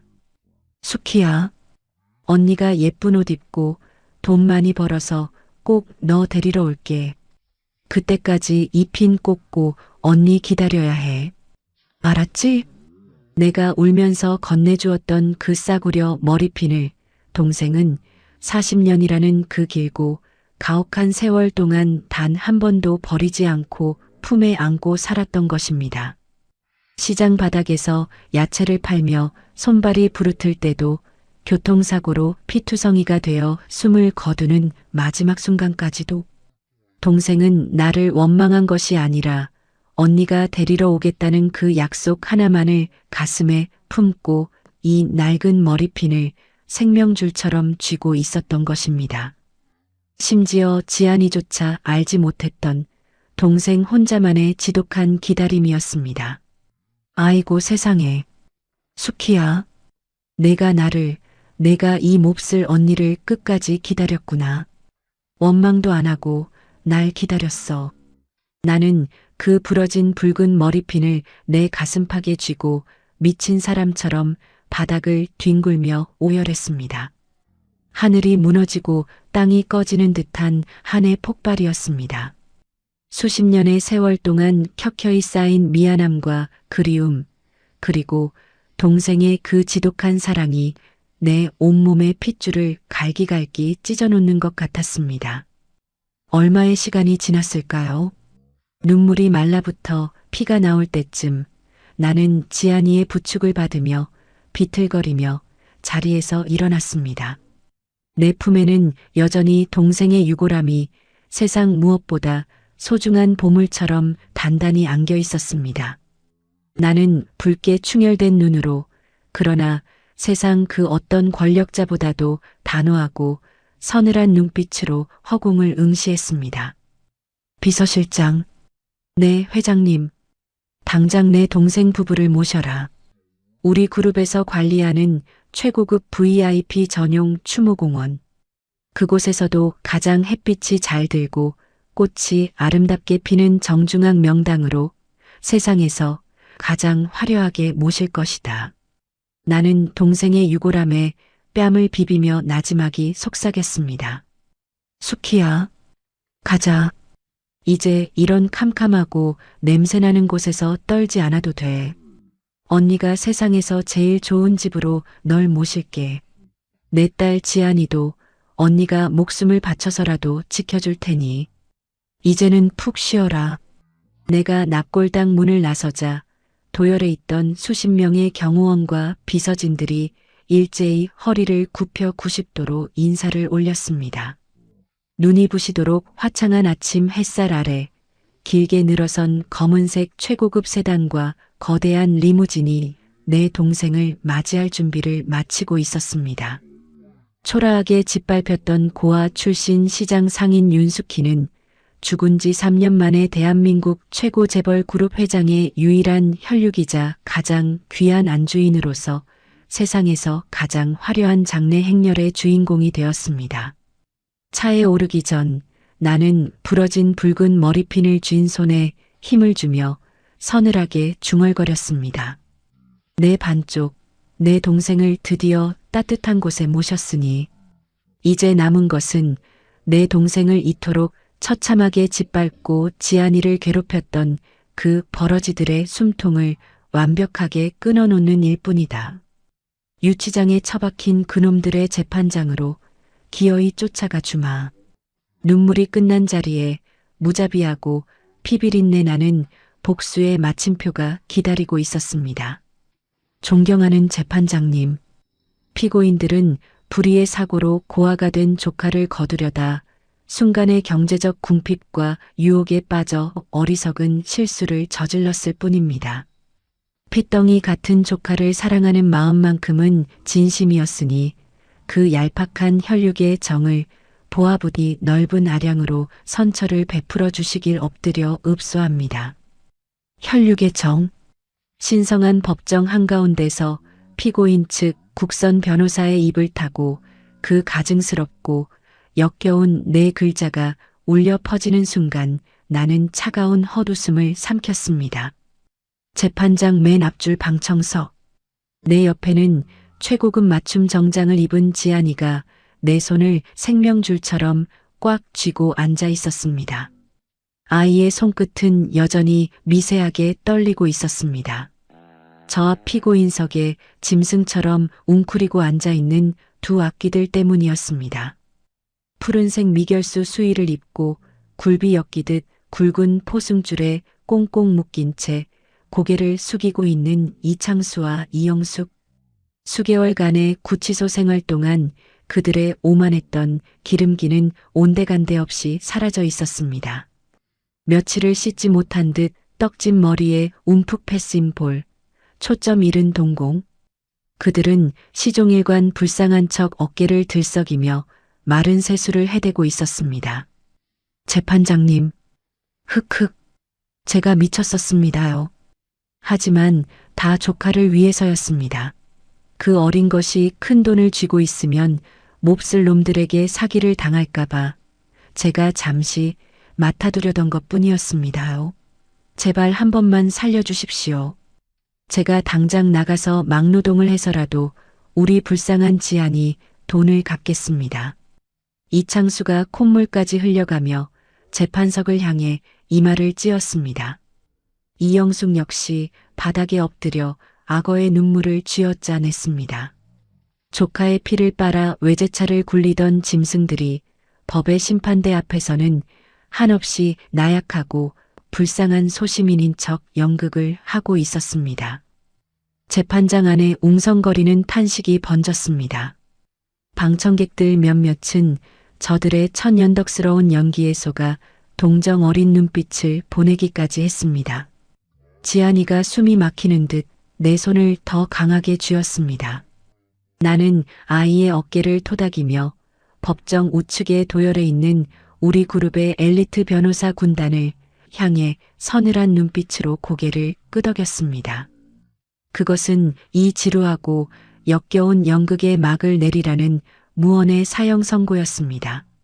재판장님, 검찰 측 추가 증거 제출하겠습니다. 우리 그룹 법무팀의 전폭적인 지원을 받은 담당 검사가 차가운 목소리로 일어섰습니다. 법정 전면의 대형 스크린에 영상 하나가 띄워졌습니다. 그것은 바로 조카를 사랑해서 돈을 보관해 주었다던 이창수의 완벽한 민낯이었습니다. 어둡고 좁은 편의점 뒷골목. 영상 속 이창수는 지안이의 멱살을 잡고 바닥에 내동댕이 친 뒤 아이의 얇은 점퍼 주머니를 뒤져야간 알바비를 강탈하고 있었습니다. 아이가 울며 매달리자 무자비한 발길질이 아이의 복부를 향해 날아들었습니다. 이 돈으로 내 벤츠 기름값 해야 하니까 잔말 말고 내놔. 고아원에 팔려가기 싫으면 쥐 죽은 듯이 돈이나 벌어 이 기집애야. 스크린을 통해 흘러나오는 이창수의 악랄한 폭언에 법정 안은 순식간에 찬물을 끼얹은 듯 얼어붙었습니다. 방금 전까지 동정표를 던지던 방청석에서는 저런 미친 짐승만도 못한 새끼라는 거친 욕설이 터져나왔습니다. 이창수와 이영숙의 얼굴은 단숨에 백지장처럼 하얗게 질려버렸습니다. 그들은 사시나무 떨듯 몸을 떨며 입을 다물지 못했습니다. 보시다시피 피고인들은 미성년자인 피해자를 상습적으로 폭행하고 갈취했습니다. 조카를 사랑했다는 변명은 철저한 기만이며 반성의 여지가 전혀 없는 파렴치한 범죄자들입니다. 검사의 날카로운 지적에 피고인 측 변호사는 당황하며 다급히 자리에서 일어났습니다. 재판장님, 피고인들의 죄가 무거운 것은 사실이나 피고인 이창수에게는 부양해야 할 어린 자식들이 있습니다. 현재 타국에서 유학 중인 그 어린 학생들의 앞길을 보아서라도 법정 최고형만큼은 면해 주시길 간곡히 호소합니다. 애비가 감옥에서 썩는다면 그 자식들의 인생은 누가 책임진단 말입니까? 법정의 공기가 다시 팽팽하게 당겨졌습니다. 그래, 자식. 저 짐승들에게 남은 유일한 희망이자 마지막 아킬레스건. 나는 그 순간을 기다려왔다는 듯 천천히 입술 끝을 올려 섬뜩한 미소를 지었습니다. 재판장님, 검사가 다시 마이크를 잡았습니다. 피고인 측은 부양해야 할 자식들을 핑계로 선처를 호소하고 있으나 방금 전 인천공항을 통해 피고인의 자녀 2명이 미국에서 강제 추방되어 입국했습니다. 그리고 검사의 말이 채 끝나기도 전에 굳게 닫혀있던 법정 뒷문이 육중한 소리를 내며 열렸습니다. 모두의 시선이 문 쪽을 향했습니다. 그곳에는 사복 경찰들의 손에 양팔이 붙들린 채 덜덜 떨며 걸어 들어오는 20대 초반의 젊은 남녀가 있었습니다. 명품 패딩을 걸치고 있었지만 그들의 양손에는 차가운 쇠고랑이 채워져 있었습니다. 피고인 이창수의 금쪽 같은 아들과 딸이었습니다. 아, 아빠 이게 대체 무슨 일이야? 왜 우리가 수갑을 차야 해? 내 유학 비자가 왜 취소된 거냐고. 자식들의 울부짖음에 피고인석에 앉아있던 이창수의 눈동자가 터질 듯 팽창했습니다. 그는 마치 귀신이라도 본 사람처럼 포승줄에 묶인 몸을 일으켜 세우려다 바닥에 처박혔습니다. 안 돼. 안 돼. 우리 애들은 안 돼. 우리 애들이 왜 수갑을 차고 있어? 당장 내 새끼들 손에서 저 수갑 못 풀어. 피고인의 자녀들은 피해자 이지한 양의 사망보험금을 횡령한 자금으로 불법적인 해외 체류와 호화 생활을 누린 바 범죄 수익 은닉 및 작물 취득 혐의의 공범으로 방금 전 긴급 체포되어 조사를 받기 위해 이송 중이었습니다. 검사의 건조한 선고가 떨어지자 이창수는 짐승처럼 컥컥대며 숨을 헐떡였습니다. 평생을 바쳐 훔친 돈으로 호의호식하게 만들었던 제 자식들이 졸지에 범죄자가 되어 수갑을 차고 제 눈앞에 나타난 것입니다. 그는 바닥을 기어나와 방청석 맨 앞줄에 앉아있는 나를 향해 피가 나도록 이마를 찍기 시작했습니다. 회장님, 명의 회장님, 제가 잘못했습니다. 제가 그 불쌍한 수키의 돈을 훔쳤고 제가 지안이를 때렸습니다. 다 제 죄입니다. 제발 제 자식들 앞길만은 막지 말아주십시오. 제발 우리 애들만은 살려주세요. 자식들이 보는 앞에서 바닥에 코를 박고 오줌을 지리며 애원하는 애비의 비참한 꼴. 나는 그런 이창수를 무기질적인 시선으로 내려다보며 단 한마디를 입술 밖으로 툭 던졌습니다. 내 자식의 목숨은 그리도 귀하고 내 동생과 내 조카의 목숨은 길바닥의 먼지보다 못하더냐. 내 차가운 한마디에 이창수는 입을 떡 벌린 채 그대로 얼어붙었습니다. 내가 훔친 내 동생의 핏값, 내가 내 조카의 눈에서 뽑아낸 피눈물, 그 대가는 내 놈 혼자 감옥에서 몇 년 썩는 것으로 끝날 가벼운 것이 아니다. 내 놈의 더러운 탐욕 때문에 내 자식들마저 평생 범죄자라는 주홍글씨를 달고 세상의 가장 비참한 밑바닥에서 벌레처럼 짓밟히게 될 것이다. 그것이 내가 내 핏줄을 건드린 대가다. 법정 안에는 오직 이창수와 이영숙 일가의 찢어질 듯한 통곡 소리만이 가득 찼습니다. 탕, 탕, 탕. 정적이 흐르는 법정 안으로 재판장의 무거운 망치 소리가 3번 울려 퍼졌습니다. 주문. 피고인 이창수에게 징역 15년을 선고한다. 아울러 횡령한 사망보험금 전액 반환 및 피해자에 대한 특별징벌적 손해배상금 20억 원을 확정한다. 피고인 이영숙에게 징역 10년을 선고한다. 징역 15년. 그리고 수십억에 달하는 천문학적인 배상금. 그들의 전 재산을 다 팔아도 갚을 수 없는 빚더미. 이제 그들은 감옥에서 평생을 썩어야 했고 그들이 그토록 아끼던 자식들은 부모가 남긴 수십억의 빚을 떠안은 채 전가자가 되어 평생을 숨어 살아야만 할 것입니다. 완벽하고도 자비 없는 그들 영혼까지 산산조각 내는 통쾌한 파멸이었습니다. 경찰들에 의해 개 끌리듯 질질 끌려나가는 이창수와 이영숙. 그들은 법정 문이 닫히는 마지막 순간까지도 피를 토하며 살려달라 울부짖었지만 나는 그 역겨운 소리에 단 한 번도 뒤돌아보지 않았습니다. 이모. 내 옆에서 굳어있던 지안이가 마침내 깊은 안도의 한숨을 내쉬며 내 품으로 쓰러지듯 안겨왔습니다. 끝났다, 지안아. 다 끝났어. 그 악기들은 두 번 다시 세상의 빛을 보지 못할 거야. 나는 아이의 따뜻한 등을 다독이며 천천히 자리에서 일어났습니다. 길고 지독했던 복수의 끝. 법정의 차가운 문을 열고 밖으로 나서자 눈이 부시도록 찬란한 봄 햇살이 나와 지안이의 어깨 위로 쏟아져 내리고 있었습니다. 이제 우리 진짜 집으로 가자. 내 동생 수키가 하늘에서 옅은 미소를 지으며 우리 두 사람의 앞길에 따뜻한 바람을 불어넣어주고 있었습니다. 이모, 집이 꼭 궁전 같아요. 육중한 현관문을 열고 들어선 순간 지안이는 눈을 동그랗게 뜬 채 입을 다물지 못했습니다. 눈이 부시게 반짝이는 크리스털 샹들리에 발소리조차 흡수해버리는 두꺼운 최고급 카펫, 그리고 온 집안을 채우는 은은하고 따뜻한 온기. 지안아, 이리 와보렴.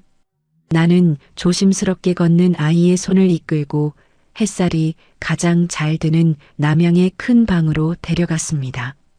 그곳은 내가 지난 며칠 동안 최고급 가구와 포근한 파스텔 톤의 침구, 그리고 18살 소녀에게 어울리는 예쁜 옷들로 빈틈없이 채워놓은 방이었습니다. 이제부터 이곳이 내 방이다.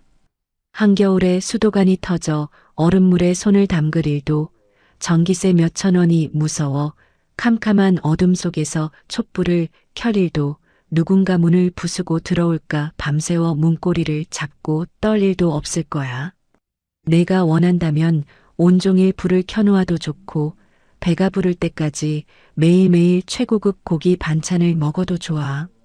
이모가 널 세상에서 가장 귀한 공주님으로 살게 해줄 거야. 내 말에 지안이의 커다란 눈망울에 다시금 맑은 눈물이 차올랐습니다. 아이는 내 품에 안겨 마치 둥지를 찾은 어린 새처럼 내 가슴에 얼굴을 묻었습니다. 고마워요, 이모. 저 진짜 정말로 그 옥탑방에서 얼어 죽고 싶을 만큼 힘들었는데 이모가 저 지옥에서 꺼내주셨어요. 우리 엄마가 하늘에서 절 불쌍하게 여겨서 이모를 보내주신 것 같아요. 그래, 내 엄마가 나를 부른 게야. 이 몹쓸 언니, 이젠 죄 좀 그만 짓고 핏덩이 같은 내 딸이나 따뜻하게 거두라고. 그렇게 하늘에서 나를 부른 게지. 나는 아이의 마른 등을 다독이며 따뜻한 눈물을 흘렸습니다. 피비린내 나는 폭풍 같았던 복수가 끝난 자리, 텅 비어있던 내 가슴 한구석에 비로소 사람의 온기가 채워지는 것 같았습니다. 그날 밤, 지안이가 따뜻한 침대에서 새근새근 잠든 것을 확인한 뒤 나는 홀로 거실 소파에 앉아 탁자 위에 놓인 물건 하나를 물끄러미 바라보았습니다. 며칠 전 낡은 납골당에서 챙겨왔던 색이 바랜 채 반으로 부러진 붉은 머리핀, 동생 수키가 숨을 거두는 마지막 순간까지 품고 있었던 40년 전의 그 가슴 시린 약속이었습니다. 수키야, 내가 나를 이렇게 뼈저리게 기다렸는데 이 미련한 언니는 널 바로 곁에 두고도 찾지를 못했구나. 머리핀을 매만지며 소리 죽여 눈물을 삼키고 있을 때였습니다. 거실의 어둠을 가르고 조심스러운 발소리가 들리더니 지안이가 쭈뼛거리며 다가왔습니다. 자다 깬 듯 부스스한 얼굴의 아이는 소파에 앉아 우는 내 모습을 보더니 내 곁으로 다가와 작은 손으로 내 눈물을 조심스럽게 닦아주었습니다. 안 자고 왜 나왔어? 방이 낯설어서 잠이 안 오니? 이모 우는 소리가 들려서요. 이모, 우리 엄마 때문에 우는 거죠? 나는 붉어진 눈시울을 애써 감추며 고개를 끄덕였습니다. 지안이는 탁자 위에 놓인 붉은 머리핀을 가만히 내려다보더니 아주 작지만 떨리는 목소리로 입을 열었습니다. 이모, 저 사실은 경찰서에서 이모 처음 봤을 때 진짜로 엄마가 살아 돌아오신 줄 알았어요. 엄마한테 쌍둥이 언니가 있다는 건 꿈에도 몰랐거든요. 엄마는 자기가 고아여서 세상에 핏줄 하나 없다고 늘 말했으니까요. 그래, 내 엄마가 차마 그 험한 세상 살면서 자기 입으로 날 원망하며 말하지 못했겠지.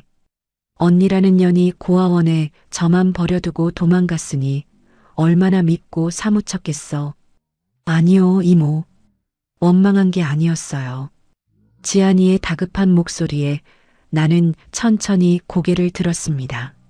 아이는 손가락을 꼼지락거리며 어릴 적 가슴속에 묻어두었던 엄마와의 기억 조각을 꺼내놓기 시작했습니다.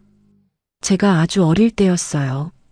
엄마가 밤마다 저 낡은 붉은 머리핀을 손에 꼭 쥐고 기도를 했어요. 그래서 제가 물어봤거든요. 엄마, 그 핀을 준 소중한 사람이면 우리가 먼저 찾으러 가면 안 되냐고요. 그랬더니 엄마가 제 입을 막으면서 고개를 저었어요. 지안이의 맑은 눈망울에서 굵은 눈물방울이 뚝뚝 떨어지기 시작했습니다. 지안아, 이 핀을 준 사람은 지금쯤 구름 위에서 가장 빛나고 아름다운 백조가 되어 있을 거야. 그런데 엄마는 시장 바닥에서 매일 생선 피나 무치는 냄새나는 초라한 오리잖아. 만약 엄마가 그 사람을 찾아가서 불쑥 나타나면 그 사람의 그 하얗고 예쁜 깃털에 내 흙탕물만 튀기게 될 거야. 나는 내 소중한 사람이 사람들한테 손가락질 받는 거 절대 싫어. 그 사람이 어디선가 따뜻한 밥 먹으면서 남부럽지 않게 훌륭하게 살고 있을 테니 엄마는 평생 못 만나도 배부르고 행복해라고요. 지안이의 그 한마디 한마디가 거대한 도끼가 되어 내 가슴 한가운데를 무참히 찍어내렸습니다. 동생은 나를 원망해서 찾지 않은 것이 아니었습니다. 어쩌면 내가 부잣집으로 입양을 갔으니 아주 훌륭하고 높은 사람이 되었을 것이라 짐작하고 시장 바닥에서 허드렛 일을 하는 자신의 초라한 처지가 혹여나 성공한 언니의 앞길에 짐이 될까봐 스스로 핏줄을 끊어내고 숨었던 것입니다. 심지어 자신의 친딸인 지안이에게조차 내 존재를 영원한 비밀로 묻어둔 채 말입니다. 아이고, 아이고 세상에. 수키야, 이 바보 천치 같은 기집애야. 내가 초라하긴 왜 초라해. 내가 흙탕물을 튀기긴 왜 튀겨. 이 못난 언니가 너 하나 찾으려고 평생을 피눈물 흘리며 미친년처럼 살았는데 널 호강시켜주려고 그 악착을 떨었는데 이 불쌍한 것아. 나는 붉은 머리핀을 내 가슴팍에 쥐고 짐승처럼 바닥을 뒹굴며 오열했습니다. 하늘이 무너지고 땅이 꺼지는 듯한 한 해 폭발이었습니다. 수십 년의 세월 동안 켜켜이 쌓인 뼈저린 회한과 동생의 그 눈물겨운 희생이 내 온몸의 핏줄을 갈기갈기 찢어놓는 것 같았습니다. 내 옆에서 지안이도 함께 무릎을 꿇고 눈물을 쏟아냈습니다. 아이의 작고 따뜻한 두 팔이 내 어깨를 뒤에서 꽉 끌어안았습니다. 울지 마요, 이모. 엄마는 진짜로 한 번도 이모 원망한 적 없어요. 이모가 이렇게 절 찾아주신 거 알면 하늘에서 제일 기뻐하실 거예요. 엄마가 그토록 지켜주려 했던 이모의 그 예쁜 삶, 이제 제가 옆에서 계속 지켜드릴게요. 그 말에 나는 참았던 숨을 토해내며 아이의 손을 굳게 쥐었습니다. 피는 물보다 진하고 그 어떤 모진 세월과 처절한 비밀조차도 우리 자매의 핏줄을 끊어낼 수는 없었습니다. 다음 날 아침, 나와 지안이는 최고급 세단에 올라 세상에서 가장 햇빛이 잘 들고 꽃이 아름답게 피는 VIP 추모공원으로 향했습니다. 푸른 잔디와 눈부신 대리석으로 꾸며진 가장 넓고 높은 곳. 그 중앙에 새롭게 이장한 내 동생 수키의 유골함이 고이 모셔져 있었습니다. 나는 동생의 묘비 앞에 세상에서 가장 크고 아름다운 새하얀 국화꽃 다발을 내려놓았습니다. 지안이도 내 옆에 나란히 서서 두 손을 모으고 눈을 감았습니다. 살랑이는 맑은 봄바람이 우리 두 사람의 뺨을 다정하게 쓰다듬고 지나갔습니다. 마치 수키가 하늘에서 내려와 우리를 안아주는 것처럼 뺨에 닿는 바람의 온기가 한없이 따스했습니다. 수키야. 나는 묘비를 향해 천천히 그리고 떨리는 입술을 열었습니다. 내가 나를 위해 평생을 숨어 살면서 남겨둔 이 귀한 보물, 우리 지안이. 이 언니가 내 목숨을 바쳐서 지켜낼 테니 이제는 너도 미안해하지 말고 편히 쉬어라. 다시는 춥지 않게, 다시는 눈물 흘리지 않게 이 언니가 내 딸 세상에서 제일 귀한 공주님으로 키울게. 내 손을 꼭 쥐고 있던 지안이가 고개를 돌려 나를 바라보며 눈물 맺힌 맑은 눈망울로 환하게 웃어 보였습니다. 그리고는 내 귓가에 조용히 그러나 세상 어떤 말보다 묵직하고 깊은 한마디를 속삭였습니다. 고마워요. 이모. 나는 떨리는 입술을 꽉 깨물며 지안이의 작은 어깨를 내 품으로 깊이, 아주 깊이 끌어안았습니다. 하늘을 올려다보니 뭉게구름 사이로 동생 수키의 환한 미소가 번져가는 듯 했습니다. 눈물이 말라붙은 자리에는 눈부신 희망이 피어나고 있었습니다. 우리 두 사람의 맞잡은 손은 이제 두 번 다시 서로를 놓지 않을 것입니다. 남겨진 국화 한 송이처럼 시들었던 내 인생에도 마침내 따뜻한 진짜 봄이 찾아왔습니다. 오늘의 이바고는 여기까지입니다. 끝까지 함께 해주셔서 감사드리며 구독과 좋아요 눌러주시면 놀라운 인생 사연들을 누구보다 먼저 무료로 만나보실 수 있습니다.